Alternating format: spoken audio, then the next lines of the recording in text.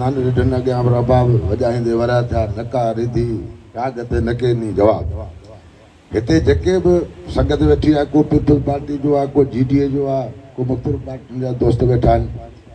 मुंहिंजो हिकिड़ो अर्ज़ु आहे साईं, जीअं तव्हां बबुरले में महिनत कई, जीअं तव्हां हुते वेही ओजागा ॾेई ग़रीबूं सही संगत यारनि दोस्तनि खे गॾु करे उन में GDA वारा बि हुया, फैक्शन लीग वारा बि हुया, ॿिया काफ़ी जेके बि नंढियूं नंढियूं पार्टियूं हुयूं।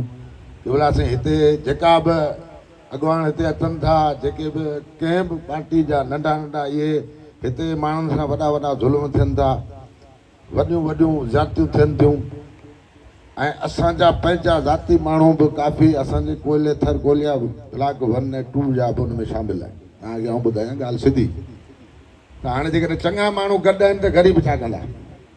हींअर आउं जेकॾहिं पंहिंजे इलाइक़े जो चङो आहियां, ऐं हुन यूनियन काउंसिल जो ॿ दफ़ा नाज़िम थी रहियो आहियां, पर हाणे चवंदा आहिनि त जेकॾहिं ॻोठ जा उते जा मोज़िज़ कंपनी में ठिका खणी वेठा आहिनि, छोटा छोटा जेकॾहिं ग़रीब आहिनि जिन जो हक़ नथो मिले, उहे जेकॾहिं तव्हां कंदा त उन्हनि जे पुठियां पुलिस हुजे थी, उन्हनि जे पुठियां ज़्यादती हुजे। ही साईं ॾिनल छा असांजो शाह साहब आहे जेको कोयले जे वेझो सफ़ा मथे वेठो आहे, पढ़ियो लिखियो उस्ताद आहे, वधीक इहो बि ॻाल्हाईंदो।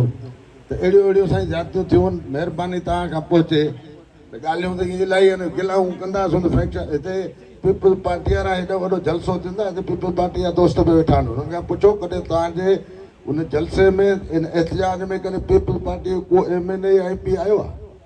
पुछो, कसम तो क़ुर जो केरु ॿुधाए साईं असां वटि सभु गॾु आहे, को अचण लाइ तयारु कोन्हे। केॾी बि ज़्यादती थिए थी पीपल्स पार्टी वारे सां थिए थी, त असीं ग़रीब दोस्त यार गॾु थियूं था उन सां।